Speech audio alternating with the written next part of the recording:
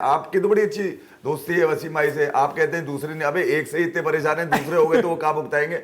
मैं ये कह रहा हूं कि वसीम भाई जिस दिन अपने केस को लेकर इसके रिव्यू पे जाएंगे ना जस्टिस कयूम वाले, उस दिन मैं उनको लेजेंड मान लूंगा। आप ये रिक्वेस्ट मेरी भेज दीजिए उनको कि कम से कम रिव्यू में तो जाएंगे। भैया मुझसे 3.5 लाख रुपए जुर्माना किस बात का लिया है? मैं तो मुलव्विज भी नहीं हूं, किताब में भी नहीं लिखा। मैं ये कहता हूं कि भैया अपने कुछ लेजेंड ऐसे भी हों जो जहांगीर खान के साथ खड़े होकर लेजेंड लगे भाई। ठीक है।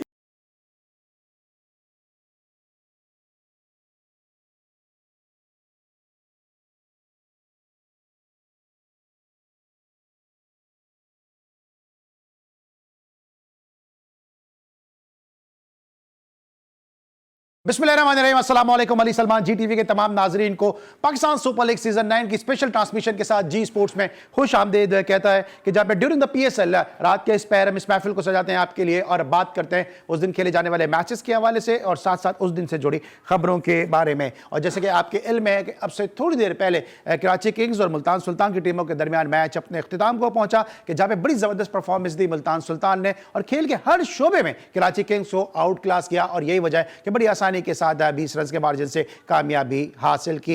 यहां पर मुल्तान सुल्तान की जानिब से जबरदस्त सेंचुरी स्कोर करने में कामयाब हुए उस्मान खान, जो इससे पहले जो है कराची की क्लब क्रिकेट में रमजान क्रिकेट खेलते रहे और बदकिस्मती से उनको जो है वो फर्स्ट क्लास क्रिकेट खेलने का मौका नहीं मिल सका और यही वजह है कि फिर उसके बाद वो UAE जो है वो माइग्रेट कर गए और अब UAE की जानिब से वो खेल रहे हैं और साथ साथ बतौर ओवरसीज प्लेयर इस टूर्नामेंट में हमें खेलते नजर आ रहे हैं। सबसे पहले एक निगाह डालेंगे इस मैच की समरी पर, उसके बाद अपने दोनों मौजूद मेहमानों के साथ गुफ्तगू का आगाज करेंगे। दिखाइए जनाब मैच समरी के क्या रहा इस मैच में, जहां पे मुल्तान सुल्तान ने पहले बैटिंग की और 189 रन स्कोर किए 3 विकेटों के नुकसान पर। उस्मान खान पाकिस्तान सुपर लीग में अपनी दूसरी इस सीजन की पहली सेंचुरी मुकम्मल करने में कामयाब रहे। इससे पहले भी उन्होंने 96 रन की नहीं खेली थी कलंदर के खिलाफ, लेकिन बदकिस्मत रहे थे, सेंचुरी स्कोर नहीं कर सके थे। रिजवान ने 58 रन की नहीं खेली, 13 रन बनाए रिजा हेंड्रिक ने। मुजरबानी ने 2 विकेट जरूर हासिल की लेकिन बड़े स्कोर से बाज नहीं रख सके। कराची किंग्स जवाब में महज 169 रन बना सकी और शेख मलिक ने 38 और 36 बनाए। शान मसूद ने 2 विकेटें हासिल की, उसामा मीर ने, और यूं आसानी के साथ मुल्तान सुल्तान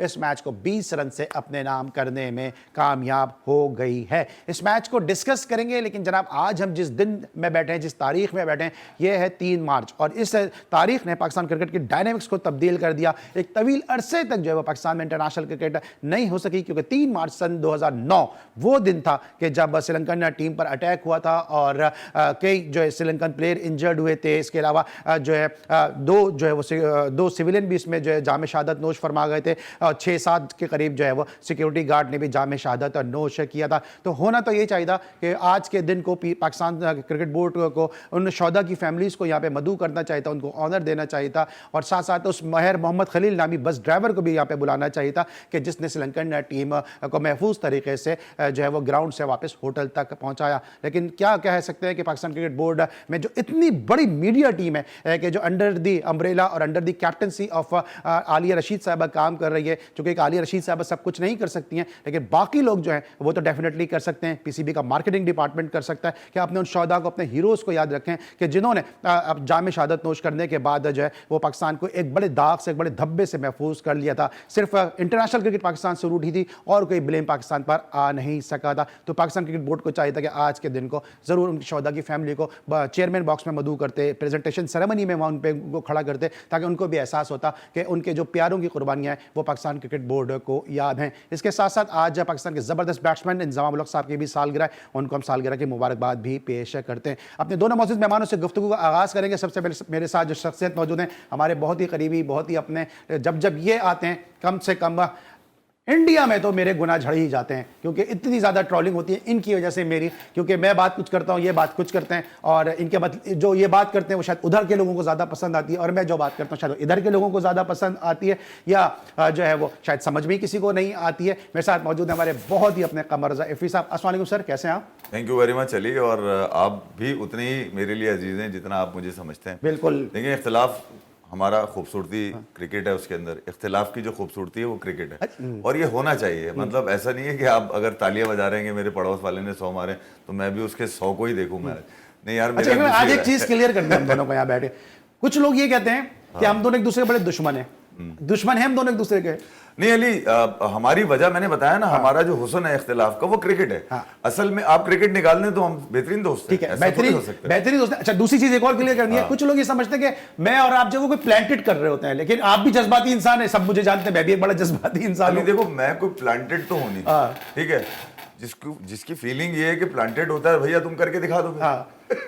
तुम करके दिखा दो ना। प्लांटेड में रोज नहीं हो सकता कोई, इसलिए ये सवाल मैंने इसलिए किया कि फिर रोज नहीं हो सकता। ये अंदर की इनकी आवाज है, जो इनके अंदर की आवाज है वो किसी को पसंद आए ना आए, बहरहाल वो इनके दिल की आवाज है। जो मेरे दिल की आवाज है वो किसी को पसंद ना आए, वो मेरे दिल की आवाज है। क्योंकि जो देखता हूं वही कहने का आदी हूं, इसीलिए शहर का सबसे बड़ा फसादी हूं। मुझे इनकी बात अच्छी नहीं लगती, इनको मेरी बात अच्छी नहीं लगती, इसीलिए शो का माहौल जो है वो गर्म हो जाता है। लेकिन जनाब एक और बड़ी जबरदस्त शख्सियत है जो बहुत धीमा बोलते हैं और बहुत ही सुस्ता बोलते हैं। और पाकिस्तान सुपर लीग की अगर मैं कहूं कि फाइंड ऑफ द टूर्नामेंट है वो हमारी ट्रांसमिशन की, तो गलत नहीं होगा। असगर अजीम साहब हमारे साथ मौजूद है। अस्सलाम वालेकुम असगर, कैसे हैं? वालेकुम अस्सलाम। ठीक ठाक है अल्हम्दुलिल्लाह। अच्छा असगर, यहीं से मैं आगाज करता हूं। आप चूंकि सीजन स्पोर्ट्स जर्नलिस्ट हैं, ग्राउंड में आप काम करते हैं, ये जो भी मैंने इंट्रो में कहा कि पाकिस्तान क्रिकेट बोर्ड को नहीं चाहिए था कि आज जो है उन शोहदा को याद रखते, उनकी कुर्बानियों को याद रखते, आज कुछ ना कुछ उनकी यादगार में ऐसा कुछ करते जिससे उनकी फैमिली को भी एहसास होता कि उनके प्यारों ने क्रिकेट बोर्ड के लिए, पाकिस्तान के लिए जो है वो कुर्बानियां दी हैं।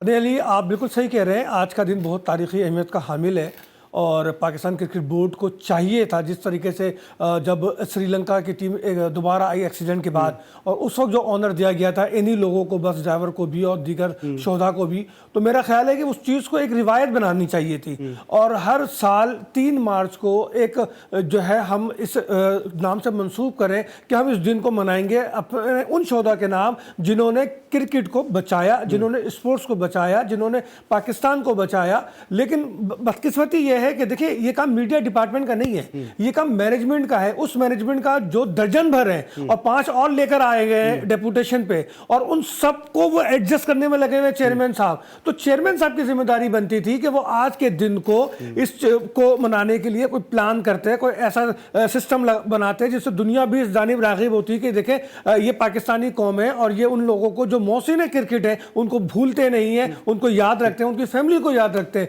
लेकिन अफसोस कि पाकिस्तान क्रिकेट में चूंकि एक दूसरे की वो कासालिसी होती है, लेकिन जो असल चीज़ है या जिससे पाकिस्तान का इमेज अच्छा हो, जिससे किसी को धारस मिले, जिससे हम मजीद लोगों को इस जानिब लेकर आए, तो मेरा ख्याल है कि इन सब चीज़ों पर तवज्जो नहीं देते हैं और ना ही उनका मार्केटिंग डिपार्टमेंट इस तरफ सोचता है। बल्कि मैं तो ये भी कहूँगा कि ये जो हमारे हीरोज़ हैं, हमारे हीरोज़ में मेरी समझ में नहीं आ रहा कि हमारे हीरोज़ कौन कौन से और कैसे कैसे आ रहे हैं। मैं तो इस पर भी बड़े तहफ़्फ़ुज़ात रखता हूँ। ठीक है, अच्छा, लेकिन आप कह रहे हैं कि मीडिया डिपार्टमेंट की जिम्मेदारी नहीं है। आप और मैं कौन है? हम दोनों, ये FPY कौन है? हम मीडिया ही है ना। हम पॉइंट आउट कर रहे हैं ना, आप भी कह रहे होना चाहिए, मैं यहाँ बैठ के कह रहा हूँ। और GTV को यह एजाज हासिल है, मैं बड़े फख्र से ये बात कह रहा हूँ कि जी स्पोर्ट्स और GTV को एजाज हासिल है, और हमारी मैनेजमेंट को ये जो है फख्र होना चाहिए इस बात पर। और हमें अपनी मैनेजमेंट पे इसलिए फख्र है कि सिर्फ ये वाहिद प्लेटफॉर्म है जिसमें आज के दिन को इस तरह से याद किया गया। वरना आपने इतने सारे PSL के शोज देख रहे होंगे, पूरे दिन आपने PSL के शोज देखे होंगे, शायद ही कहीं पे इन शोधा की कुर्बानियों का या जो जख्मी थे उनकी कुर्बानियों का जो है वो तस्करा किया गया। इसलिए heads of to the management of GTV and heads of the producer of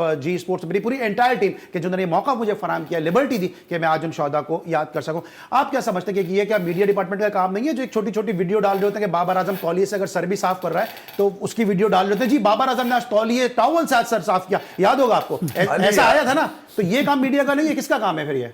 Ali देखें यार, हमारी रिवायत बड़ी ख़राब रही है। हम हर आने वाले चेयरमैन या हर आने वाले क्रिकेट बोर्ड को बड़ा बासानी जिम्मेदार करार दे देते हैं। हालांकि आप देखें तो क्रिकेट बोर्ड के अंदर कई कमेटीज़ हैं जिसकी तरफ असगर भाई ने भी इशारा कर रहे हैं कि बहुत सारे ऐसे लोग हैं जो पिछले 15-15, 18-18 साल से कोई सरकारी नौकरी समझ के यहाँ लगे हुए। ठीक है, मुझे याद है वो आपके CEO हुआ करते थे और उनका इंटरव्यू था, काफ़ी लंबा इंटरव्यू है, और उसके अंदर उन्होंने मुझे बताया था कि PCB में नौकरियां लेने के लिए लोग किस तरह से चेक लगवाते हैं यहाँ तक पहुँचने के लिए, और यहाँ तक कि वो इस कोशिश में होते हैं कि वो क्योंकि पासपोर्ट वगैरह के लिए भी बड़ा होता है कि ब्लू पासपोर्ट हो जाएगा, ये हो जाएगा, बड़े मामला हैं वहाँ पर, मुझे भी पता है, लेकिन मैं उस तरफ जाना नहीं चाह रहा।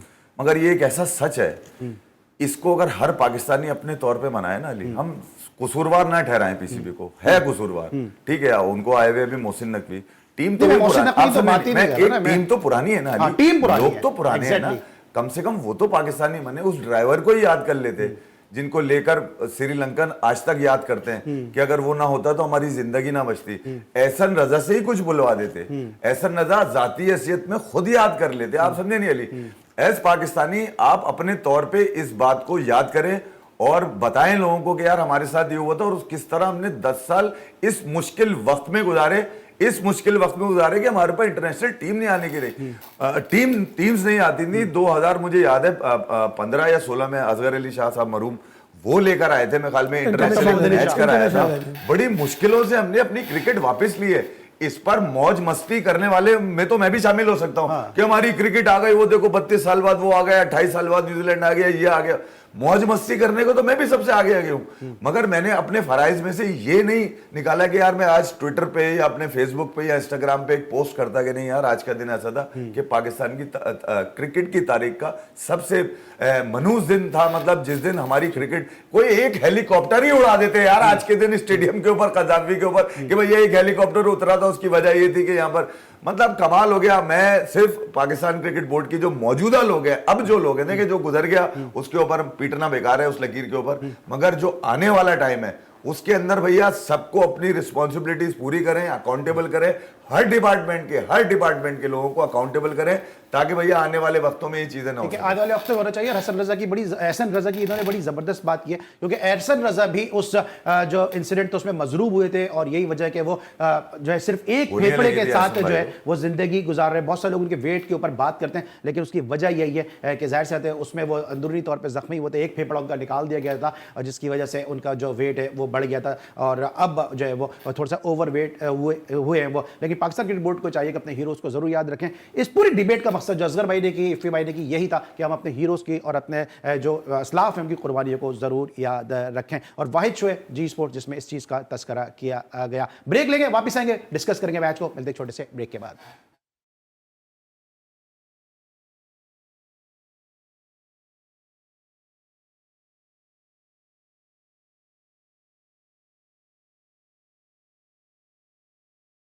Welcome back after the break. और ब्रेक पर जाने से पहले हम बात करते पीसीबी की उस एहसान फरामोशी की, या अगर मैं ये कहूं कि पीसीबी के भी जो नौ मुंतखब जो चेयरमैन पीसीबी हैं मोहसिन साहब, तो मोहसिन नकवी के दौर में पीसीबी अपने मोहसिनों को ही भूल गया और हमारे हीरोज तो याद कर रहे हैं कि पीसीबी अपने हीरोज को ही भूल गया। बहरहाल ये डिबेट तो आगे चलती ही रहेगी, लेकिन आज जो मैच खेला गया उसमें जरा डिस्कशन का आगाज करते हैं। असगर भाई आप ग्राउंड में मौजूद थे, जो मुल्तान सुल्तान ने बैटिंग की, खास तौर से मैं बात करूंगा जो हमारा टैलेंट बाहर चला जाता है। अभी हम उस्मान खान की बात कर रहे हैं, उसको फर्स्ट क्लास क्रिकेट खेलने का मौका नहीं मिला, वो चला गया। उसने पहली सेंचुरी बनाई इस सीजन की, जो पाकिस्तान सुपर लीग की तेज तरीन सेंचुरी वो भी उस्मान ने बनाई है 43 बॉल्स पे। ऐसा टैलेंट हम मिस कर देते हैं, फिर हम कहते हैं हमारी क्रिकेट पीछे जा रही है। फिर ये जो बात करते हैं कि पौके पंटर खेल रहे हैं, गलत तो नहीं करते?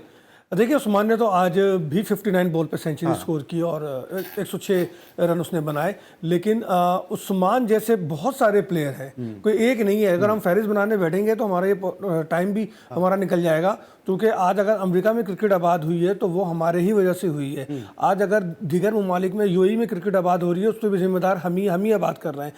अगर आज हम जो है जिम्बाब्वे और आगे कहीं जाकर कुछ कोचिंग कर रहे हैं, अफगानिस्तान में आज क्रिकेट है तो वो हमारी वजह से। मसला सिर्फ ये है कि हम राइट टाइम पे अब मेरिट का ख्याल नहीं करते और पसंद नापसंद पे जो सिलसिला हमारे यहाँ चल रहा है। देखिए हमारे यहाँ माफियाज काम कर रहे हैं, क्रिकेट माफियाज, वो माफियाज अपने अपने ग्रुप में अपने अपने पंजों में उसने जकड़े हुए बच्चों को।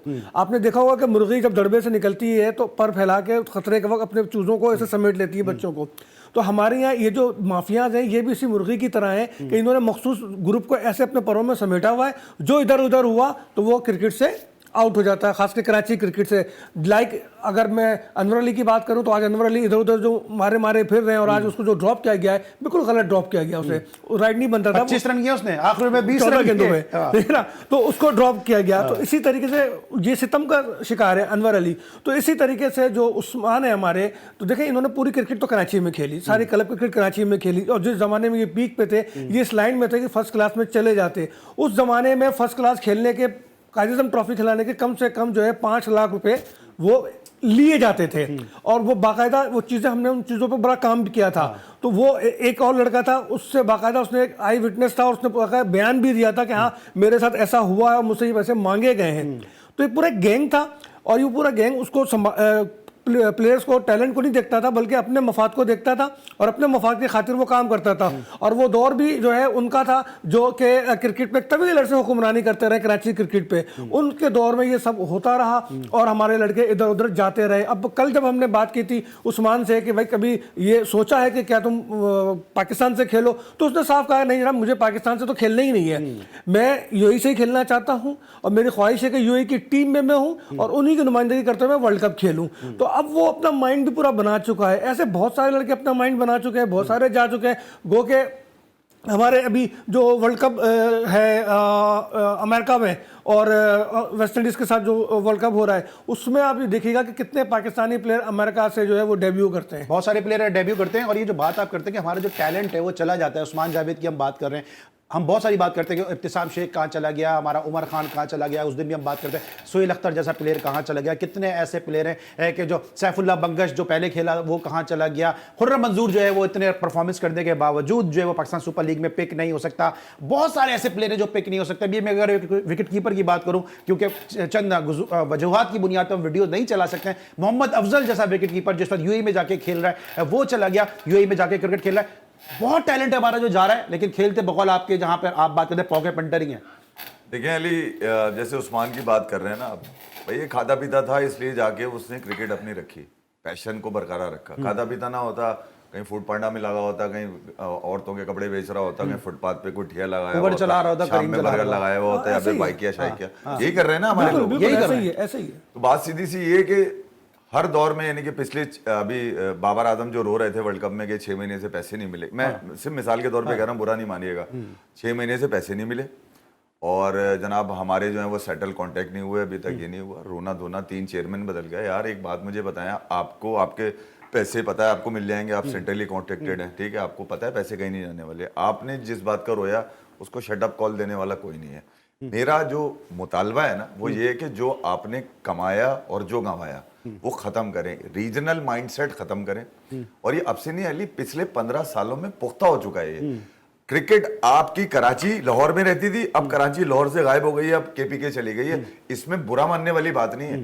आपकी टीम में अगर 8-9 एक ही जगह के एक ही जबान बोलने वाले खेलेंगे तो ग्रुपिंग का उनसर आएगा, ठीक है। ऐसा नहीं हो सकता कि एक ही जगह के बॉलर सारे लगाए जा रहे हो, एक ही जगह से बैट्समैन भी आ रहे हो सारे, नहीं यार ये ज्यादती है। देखिए आपको ये मेकशिफ्ट पन खत्म करना पड़ेगा, वरना उस्मान खान हो, असलम वो जो अमेरिका चला गया, क्या नाम था अभी, शादी हो गई उसको, समी असलम, कई एक नाम है, मतलब कहना जो दिल में दर्द होता है, मेरे अंदर तकलीफ होती है कि आप वो लोगों का बताएं, इनको ख्वारियां काटते हुए देखा है मैंने, अहमद आजम चला गया, चक्कर लगाते हुए अहमद आजम को बहुत मौका लगा, ऐसा नहीं है उसका, लेकिन चले तो गए ना यार। अली उमर अमीन है, अहमद आजम है, एक वो भट्ट है, भट्ट साहब है यार, मुझे पता है इनके जैक लगे हैं कहीं ना कहीं से सेटिंगों में खेले हैं यार, ऐसा थोड़ी है। इवन आखिरी तो उमर अमीन को सरफराज में ये अजाशी कराई है समझौते पे।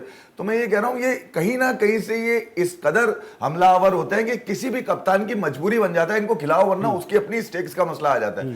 तो पाकिस्तान में पिछले 8-10 सालों में मैं आपको सच बात बताऊं, ये जो असगर ने कहा ना माफिया, ये एक गैंग है। ये पहले अपनी बारी लेते हैं, ठीक है, उसके बाद ये खामोश होकर बैठ जाते हैं और जब देखते हैं कि अब पासा पलटने वाला है तो बुराई शुरू कर देते हैं कि अब हमारी बारी आने वाली है, तुम्हारी बारी जाने वाली है। पहले ये खेलते रहे बाबर आजम के ऊपर, फिर खेला शाहीन के ऊपर, अब खेल रहे रिजवान के ऊपर। अगर आप देखें तो एक ही सिक्के के 3 रुख हैं, ये 3 ही रुख हैं एक ही सिक्के, घूम फिर के वही चीज हो रही है जो 4 साल से चली आ रही है। ये माइंडसेट आपको खत्म करना पड़ेगा सबसे पहले नीचे से। मैं क्यों कह रहा हूं कि आपको उन लोगों के जैसे आमिर मलिक से कल आप बात कर रहे थे ना कि कितने सारे आपके लेवल 4 कोचेज हैं, अभी ये पाकिस्तान की खिदमत क्यों नहीं कर रहे? पारस मामले, विक्रम राठौर, राहुल द्रविड़, भाई इतनी बड़ी रिच बोर्ड है तो वो अपने लोगों को ऑनर कर रहे हैं ना वो, और उनको मतलब इतने इख्तियारात दिए हुए हैं कि चैलेंज कोई नहीं कर पा रहा, इसलिए अब वो इंप्लीमेंट कर गए कि मैंडेटरी कर दिया कि रांची के अगर 4-6 मैचेस नहीं खेलोगे तुम आईपीएल भी नहीं खेल सकते। आपने जब तक इनको प्रोटोकॉल में लेके नहीं आएंगे, ये अपनी फनकारियां करते रहेंगे भाई, ये क्रिकेट नहीं चलने देंगे। फिर इनके जो डॉन है वो डॉन बाहर बैठते हैं, कोई किसी इलेक्ट्रॉनिक चैनल में बैठा है, किसी का कोई यूट्यूब चैनल चल रहा है, ये यहां से प्रेशर बनाते हैं, ये गेम बनाते हैं, वो गेम बन बना के आखिर में आप देख लीजिएगा 2 महीने के बाद T20 वर्ल्ड कप है आपके पास, इस PSL में मैं नाम गिना दूं वही नाम आ रहे हैं जो 4 साल से चल रहे हैं। बिल्कुल अभी इन्होंने अनवर अली का कहा, अनवर अली अब भैया तू क्यों मार रहा है 13 इतनी सी बॉलों के ऊपर? कोई मार रहा है?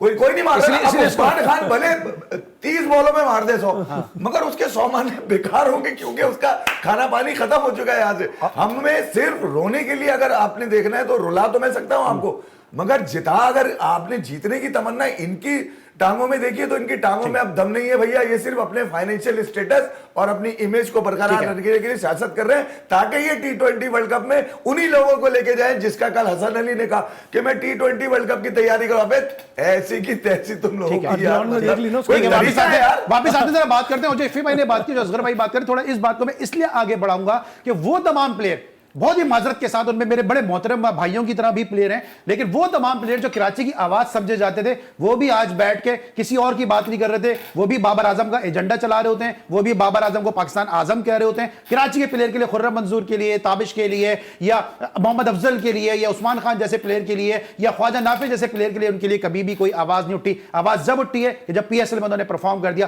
तो मजबूरी थी शो में बैठकर डिस्कस करना तो बनता ही था। इन प्लेयर के लिए कौन बोलेगा? आपको कराची ने बहुत नाम दिया है, बड़ा प्लेटफॉर्म आप लोग यूज करते हैं, वहां बैठ के आप क्यों कराची के प्लेयर का या जो डिजर्विंग प्लेयर है उनका नाम क्यों नहीं लेते हैं? क्यों दुनिया की तरह बाबर आजम और पाकिस्तान आजम जैसी बातें कर रहे होते हैं? मिलते हैं छोटे से ब्रेक के बाद।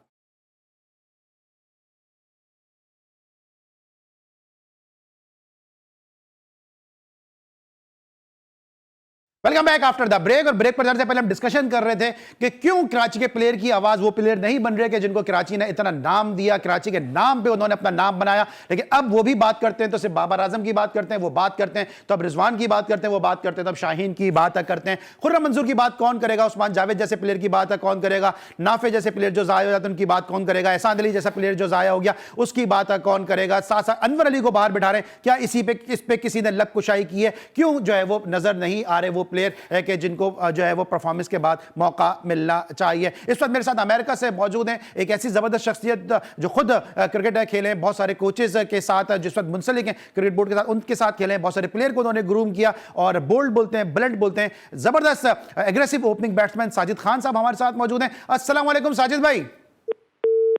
लाइन ड्रॉप हो चुकी है साजिद भाई की, मैं अपनी प्रोडक्शन टीम से कहूंगा कि दोबारा साजिद भाई को जरा ऑन एयर लें।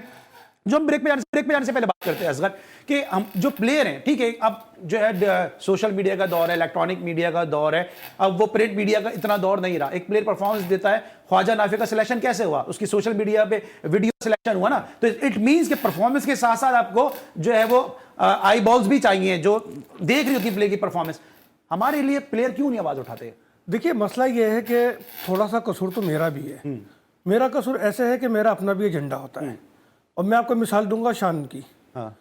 शान मसूद की मिसाल ये है कि जब ये बिल्कुल भी पिक्चर पे नहीं आ रहे थे तो मेरे ही चंद साथी उसके लिए मुहिम चला रहे थे।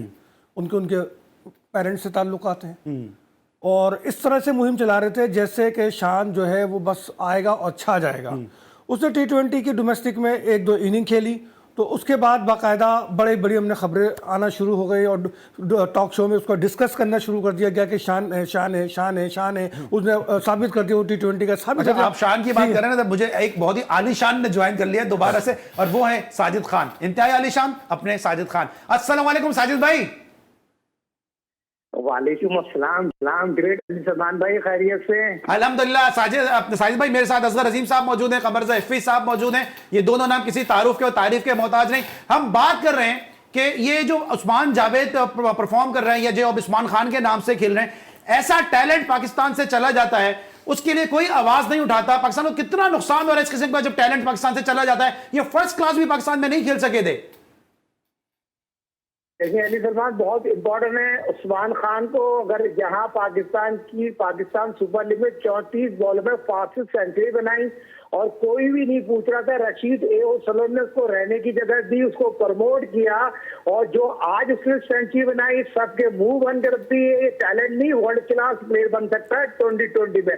बॉल और बैट के दरमियान जो उसका शॉट सिलेक्शन है और जो यकीनी तौर पर पाकिस्तान से क्रिकेटर छोड़ के जा रहे हैं, पाकिस्तान को जिस तरह खिलाड़ी बैरूम कर रहे हैं, तो ये पाकिस्तान 2024 वर्ल्ड कप में हम पावर प्ले की बात कर रहे हैं, इसका मौका लेना चाहिए, उसको मौका देना चाहिए।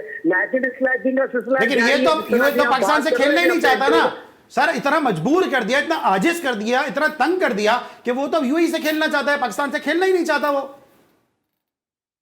इन्होंने काम किया, इससे पहले कहां से खेलते थे? बहुत से लोग हैं जिन्हों के, आजम खान की बात करूं, बहुत से लोगों ने तो खेलने नहीं दिया, और ये खेलना तो चाहता है। अभी मैं आपके प्रोग्राम में कहता हूँ खेलना चाहता है, मगर वो दोनों तरफ पांव रखना चाहता है ना। जब यहाँ से उसको सारे जब उसने बॉडी बिस्तर गिरा चुका है, वहां उसको खेलना चाहता है, वहां उसको अच्छा पैकेज मिला हुआ, यहाँ अच्छा पैकेज मिलेगा, सेंटर कॉन्ट्रैक्ट मिलेगा, यहाँ इसको पाकिस्तान सुपर लीग के जो मौजूदा चीफ सेलेक्टर वहां पे आप ग्रीन सिग्नल देंगे तो यकीनी तौर पर खेलेगा। मगर वही बात हो रही है जो मेरे अपने जराए बात बता रहे, मेरी आज रशीद से बात हुई है, जिसके पास दोस्त ने फिर को प्रमोट किया, जिसके पास फिर रहा है, उसने कहा भाई ये खेलना चाहता है साजिद भाई, आप मेरे बिहार पे कहते हैं, मगर लोग ये चाहते हैं ये दोबारा जो पाकिस्तान सुपर ने 500 सेंचुरी बनाई, तो पाकिस्तान सुपर ने सेंचुरी बनाई है। जिस तरह आपने इंट्रो में बात की, पाकिस्तान में कहां गए खुर्रम मंसूर, कहां गए, यकीनी उन खिलाड़ियों का कोई बेड़ा वो उठाने वाला नहीं है। कराची के लड़कों के साथ नाइंसाफी, कराची के अवाम के साथ नाइंसाफी, ये क्या हो रहा है? पाकिस्तान सुपर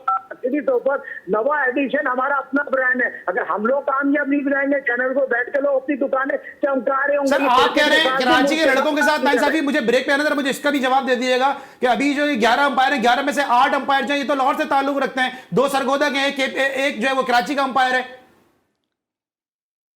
देखिए एम्पायरिंग का खुला मैरिज का कतल है। एम्पायरिंग की बात करूं, मैच रेफरी की बात करूं, कमेंट्री की बात करूं, खुला तासुब की इम्तिहान नहीं है। कमेंट्री में 2 भाई कमेंट्री कर रहे हैं, ये कहां गए ये लोग, उनको नजर नहीं आता। एम्पायरिंग में जितने अच्छे टैलेंटेड एम्पायर कराची के आए हैं, उन्होंने अपने तमाम लेवल पास किए। पाकिस्तान सुपर लीग में जो 11 एम्पायर अनाउंस किए हैं, 11 मैच रेफरी अनाउंस किए, कमेंट्री पैनल अनाउंस किए, बोर्डिंग लॉजिंग जिस तरह कर रहे हैं, नवाजा जा रहा है, लोगों की दुकानें नहीं बन गए, करोड़पति बन गए कमेंट्री करके। मैं जब कमेंट्री करता था, मेरे साथ कमेंट्री करते थूक देते थे, कमेंट्री मेरे ऊपर थूक आता था, मगर उनको नवाज दे जा रहा है, नवाजा जा रहा है, तो कितना बड़ा कमेंट्री बना दिया तारिक सईद को, वो कहने वाला ही नहीं है यार। देखिए चलो पर्सनल नहीं होते साहिद भाई, पर्सनल नहीं होते, क्योंकि हमारी जो बात होती है मैं कलेक्टिव भाई, मैं पर्सनल हुआ ना, मेरे साथ हुआ ना, मैं कमेंट्री कर रहा था, मेरे साथ एक चैनल पे बैठे वो कमेंट्री कर रहा था, थूक आ रहा था, तो मैं तो वो बात बोलूंगा जो मेरे साथ हुई है। ठीक है। ये साहिद खान साहब हमारे साथ टेलीफोन लाइन पर रहेंगे, इस वक्त हम ब्रेक लेके वापस आएंगे, जरा मजीद बात करेंगे पाकिस्तान के मामला के हवाले से। वो कौन सी गीदड़ सिंगी है जो लैंडन सिमंस के जो चचा है फिल सिमंस, उनको कोच लेकर आ गई, क्या इनकी परफॉर्मेंस है भाई, जरा ये जानेंगे कि वेस्ट इंडीज तो उनको कोच बना नहीं रहा था, वो जाके दूसरे मुल्क की कोचिंग कर रहे थे, और यहां पाकिस्तान सुपर लीग में उनको कोच बना के लेकर आ गए, और फिर कराची किंग का हाल भी सबने देख लिया। ब्रेक लेते वापस आते, जरा इसको डिस्कशन करते हैं, मिलते हैं ब्रेक के बाद।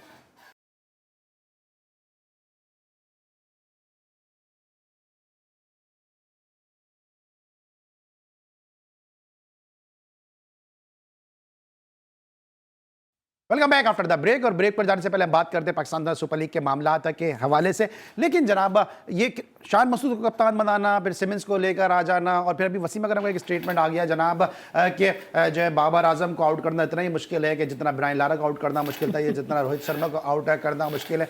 आपका पसंदीदा टॉपिक छेड़ दिया वसीम अकरम साहब ने यार। अच्छा मजाक में वसीम अकरम से पूछने की जरूरत ही नहीं थी, वो तो आकिब जावेद कह चुके हैं कि इसको आउट नहीं करना, सही इसको खेलने मतलब ये तारीफ है या वो है? नहीं, तो आकिब भाई जवाब देंगे ना इसका, तारीफ, क्योंकि वो टेस्ट क्रिकेटर हैं भैया, 92 के हीरोज में उनका भी नाम आता है। ये एक ऐसा अदाब है जो पता नहीं कब तक चलेगा हमारे साथ, 92 वाला कोई बदलेगा नहीं बदलेगा। मैं तो वो टांगे देखना चाह रहा हूँ पाकिस्तान के अंदर जो इस ख्वाब को बदल दें, ये ख्वाब तोड़े कि भैया ये है ना उस्मान जावेद जैसी टांगे, नाफे जैसी यार, टांगे हैं ना, ये सच्ची बात है, सच्ची बात है। लेकिन यार पाकिस्तान ये वो जगह है जहां पर आपको बच्चा बच्चा हर जगह क्रिकेट खेलता हुआ ही मिलेगा। आज मैं एक जगह सिंधी मुस्लिम सोसाइटी में था, रोड पे जब मैं निकला हूं तो वहां बहुत सारे बच्चे थे, और उनकी उम्र होगी 10 साल, 8 साल, 9 साल, 11 साल। 11 साल से बड़ा बच्चा नहीं था। मैंने वो 4-5 आके खड़े हुए थे, एक ड्रामे की शूट थी, वहाँ सीन रिकॉर्ड हो रहा था, तो वो शायद यूट्यूब के हवाले से मुझे जानते थे। वो खड़े होकर मुझे देख देख के हंस रहे थे, तो मैंने उनसे पूछा कि भैया तुम्हारा फेवरेट खिलाड़ी कौन सा है? तो उसमें एक जो सबसे छोटा बताशा था वो निकल कर आया और कहने लगा कि रिजवान, मुल्तान सुल्तान। मैंने रिजवान को कप्तान होना चाहिए, फिर मैंने बोला बाबर आजम को कप्तान नहीं होना चाहिए। 12-14 बच्चों में से किसी एक बच्चे ने। मैं सिर्फ एक बात बता रहा हूँ, देखिए यार अली, हमारे पास जो क्रिकेट है ना वो इंस्पायर करती है, इसलिए हमारे पास लड़के ऐसे निकलते हैं जो आगे तक हमारा नाम। बाबर आजम ने 4 साल में जो गंवाया है ना, वो मेरे अंदर आग की तरह अभी तक है। जो आग निकलती है ना, वो ये जो कमा सकता था, वो जो कमा सकता था उसको कमाने नहीं दिया। एक ऐसे वक्त में सरफराज को पीछे से खींच के निकाल दिया, क्यों कि वो उस गैंग के लड़के नहीं खिलाना चाहता था जिस गैंग के लड़के टीम में, जिस टीम के लड़के खेलने थे। एफयू मैंने तो एक किस्सा सुनाया, बल्कि भी बात में ऑफ ऑन एयर ही कर देता हूँ, फिर तो बताने का मौका नहीं मिला। मैं किसी और चैनल का शो देख रहा था जिसमें ना इफ्फी भाई का ताल्लुक था ना मेरा ताल्लुक था, वहां पे कमेंट आया हुआ था मेरे घंटे का, तो मुझे इफ्फी भाई का जो घंटा है ना ये और जो जगहों पे भी जो है वो जाके मशहूर हो गया। इस समय मुझे ज्वाइन किया पाकिस्तान की डोमेस्टिक क्रिकेट का एक बड़ा नाम, पाकिस्तान के जबरदस्त ओपनिंग बैट्समैन, बोल्ड बोलते हैं, ब्लंट बोलते हैं और दिल से बात करते हैं। इस तरह इफ्फी भाई और जो असगर भाई हमारे बात करते हैं, बहुत ही बोल्ड बात करते हैं, इसलिए उनकी आवाज में भी कभी कभी जो है वो तलखी आ जाती है। साजिद खान साहब हमारे साथ मौजूद हैं। साजिद भाई आपको शो में खुशामदीद कहते हैं। बहुत शुक्रिया ग्रेट अली सलमान भाई, आपको और असगर भाई को, इफ्फी भाई को अस्सलाम वालेकुम। वालेकुम सलाम। मैं जरा असगर भाई ये सवाल कर लो फिर आपके पास आता हूं। ये जो अभी स्टेटमेंट आया वसीम अकरम का कि बाबर आजम को जो है वो आउट करना इतना ही मुश्किल है, इतना ब्रायन लारा को जितना रोहित शर्मा को आउट करना है, तो क्या मुश्किल है बाबर आजम को आउट करना? तो किसी भी मार्टिन क्रो को आउट करना भी इतना मुश्किल था, मियादाद को, हनीफ मोहम्मद को भी आउट करना इतना मुश्किल था। मेरा ख्याल है वसीम अकरम कहना कुछ और चाह रहे थे, वो कहना चाह रहे थे कि डॉन को पकड़ना जो है बहुत मुश्किल है। हाँ। ठीक है, तो वो डॉन की जगह बाबर आजम कह गए और शायद वो बाबर आजम को पाकिस्तान क्रिकेट का डॉन समझ बैठे हैं। तो मेरा ख्याल है वो क्या समझते हैं? पाकिस्तान आजम भी तो कहते हैं कुछ साहब। नहीं, बाबर आजम एक बैट्समैन है, ठीक है बैट्समैन है, लेकिन उसको दिमाग अगर उसका खराब हो रहा है ना तो मेरे और आपके कहने से ही हो रहा है। उसको अगर हम जरूरत से ज्यादा ऊपर चढ़ा भी रहे ना आसमान पे, तो मैं और आप चढ़ा रहे हैं ना, तो ये वसीम अकरम को नहीं असगर एक बात बताएं, बाबर आजम के पास ऐसी क्या गीदड़ सिंगी है कि चेयरमैन आके कहता है कि आई लव यू, मैं बाबर आजम के अलावा मेरे कुछ नजर नहीं आ रहा। आई लव यू कहने से इतना क्यों परेशान होते हैं? मैं चिढ़ रहा हूं ना, एक प्लेयर सुने ना सर, सुन लेना, देखें ना, आई लव यू कहना कौन सी गुनाह है? गुनाह तो नहीं है ना। नहीं सुने ना, गुनाह नहीं है। प्लेयर के पीछे आके चेयरमैन कभी आपने छुपते देखा है किसी और बोर्ड का? कभी आपने देखा कि एक चेयरमैन जो है वो एक पूरे टेस्ट मैच की कुर्बानी दे दे किसी एक प्लेयर का कोई मखसूस स्ट्रोक खेलने के लिए? वसीम अकरम उनकी तारीफ कर रहा है, 10 में से 9 मैच हार गए वसीम अकरम, बाउंड्री लाइन बाहर के बाउंड्री लाइन के बाहर खड़े होकर समझा रहे हैं, वो सुन रहे हैं, और फिर वही वसीम अकरम आज तारीफ कर रहे हैं। एक छोटी सी मिसाल आपको देता हूं। वसीम भाई की जो बात है ना, वो रात में कुछ होती है और दिन में कुछ। अच्छा, जिसका उरूज होता है ये उसके पीछे चल रहे होते हैं। सरफराज को आप क्या भूल गए कि किस तरीके से ये लाहौर में लेके बैठा करते थे अपने सोशल मीडिया पे भी और अपने शो पे भी, जो उन दोनों वो शो कर रहे थे किसी चैनल पे, तो कैसे हर दूसरे प्रोग्राम में सरफराज रात दिन सरफराज, और जब सरफराज को साइड करना हुआ तो वो अगेन सरफराज हो गए और किस तरीके से वो बातें करने लग गए। तो अच्छा, इससे पहले भी जिन खिलाड़ियों की वसीम अकरम जितनी तेजी से तारीफ करते हैं उतनी ही तेजी से उनका रिवर्स गियर भी लगता है। तो मैं समझता हूं कि वसीम अकरम जो है वो मुस्तकिल मिजाजी से काम नहीं करते, उनकी ऑब्जर्वेशन जो है उनकी जरूरत के तहत होती है। साहिद भाई आपके भाईजान जो है मुस्तकिल मिजाजी से काम नहीं करते, ये क्या बोल रहे हैं? आप खुद भी बैट्समैन हैं, क्या किसी बैट्समैन आउट करना इतना मुश्किल हो जाता है? देखिए मुझे थोड़ा टाइम दिएगा, मैंने असगर भाई की गुफ्तगू सुनी, ग्रेड सर बस शुरू कर दे, बस हम सबने घर भी जाना है। आपका इंटरव्यू सुनी, देखें बात सुने, बहुत इंपॉर्टेंट मौजू है। वसीम अकरम दूसरा पैदा नहीं हो सकता। वसीम अकरम दुनिया क्रिकेट का बेताज बादशाह है। तो हम कब कह रहे हैं कि दूसरा पैदा हो जाएगा? ये वो बेताज बादशाह नहीं है, लेकिन बेताज बादशाह बेतुकी बातें तो ना करे ना भाई। अब आपके चक्कर में क्या हम उसको सर में बैठा दें क्या? बेताज बादशाह की अपना कैरेक्टर पता है आपको? वो जस्टिस की रिपोर्ट पता है आपको? बेताज बादशाह की वो स्टोरियां पता है जो मैंने सुनी है बैठ के एजेंसियों के साथ? पता है आपको बेताज बादशाह क्या करता है? ओ भाई मेरे, आप तारीफ करें, आप उसके साथ घूमते थे मोटरसाइकिल पे, मुझे मालूम है। आप कहां लेके जाते थे मुझे मालूम है। दीवार कौन कूदता था मुझे मालूम है। लेकिन क्या करूं मैं इसका, जो बेतुकी बातें करता है? तो दीवार क्यों कूदते थे? दरवाजे पे कुंडी होती थी? मेरे भाई जज्बाती हो रहा है, मेरे कुलीग बात ही हो रही है। साजिद भाई एक देखे बात सुनो, साजिद भाई एक मेरी बात भी ले ले। आपने कहा कि वसीम, सुने आप मेरी बात सुन लेना।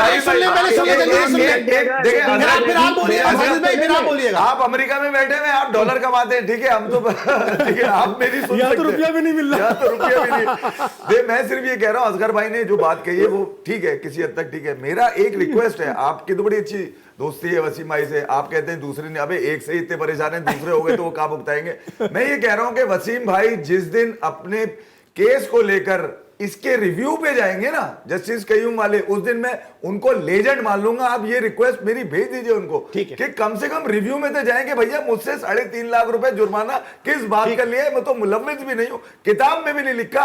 मैं ये कहता हूं कि भैया अपने कुछ लेजेंड ऐसे भी हों जो जहांगीर खान के साथ खड़े होकर लेजेंड लगे भाई। ठीक है जी, साजिद भाई को मौका देते हैं। साजिद भाई जी साजिद भाई। अच्छा भाई मेरी बात सुने भाई, असगर भाई, अली सलमान, आप बात ये हो रही है, आप बात कर रहे है वसीम अकरम की, माजी आल मुस्तकबिल यकीनी तौर पर पूरी दुनिया में सबको पता है, मगर बात हो रही है, मैं एज ए क्रिकेटर बात कर रहा हूँ, एज ए क्रिकेटर मैंने खेली है, उनके साथ वक्त गुजारा है, जो किसी के हाल मुस्तकबिल के मैं सर्टिफाइड नहीं दे सकता, मगर जो मैं एज ए क्रिकेटर बात करूंगा, जिस तरह शुरू भी करें ना, बात कब होगी, टाइम खत्म हो रहा है।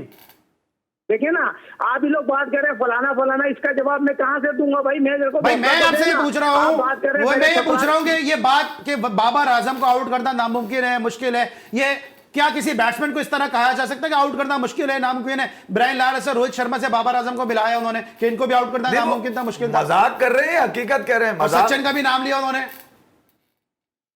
देखिए यार, आप पहले मुझे बोलने देंगे, उन्होंने मिसबा भी बैठा था, अभी भी बैठा था, और वो अजहर अली भी बैठा था।